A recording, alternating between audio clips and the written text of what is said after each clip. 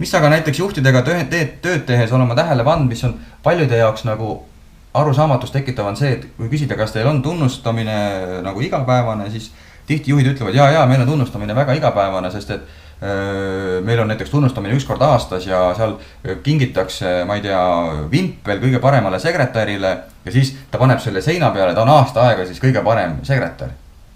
Ja kui ma kuulan nagu sellist mõtet, siis ma mõtlen, et kas need inimesed nagu ise ka mõtlevad kaasa, mida nad nagu räägivad.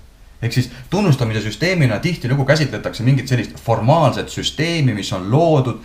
See on paljude jaoks tihtilugu võib-olla isegi koormav, personali osakond sellega tegeleb, aastas korra siis valitakse ja hääletatakse, kes on parim müügimees, parim sekretär, kihvtim kaastöötaja, siis aastas korra sa saad siis selle tunnustuse ja sa pead siis aasta otsa selle peal elama, aga sellest on ju ilmselgelt vähe.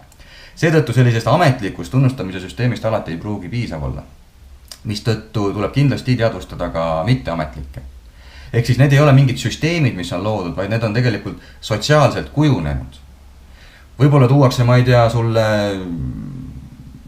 ootamatult mingisugune pakk kommi. Võib-olla juht toob, ma ei tea, reede õhtul pärastlõunal pitsa kontorisse. Äkki on mingisugune trofee või mingi karikas, mis niimoodi kuust kuusse liigub töötajate vahel ringi. Ehk siis see on midagi, mis on tegelikult sellest sotsiaalsest koosolemisest välja kasvanud, mitte mingisugune formaalne süsteem, mis kuskilt järgmiselt tasandilt, juhtide tasandilt on ellu kutsutud.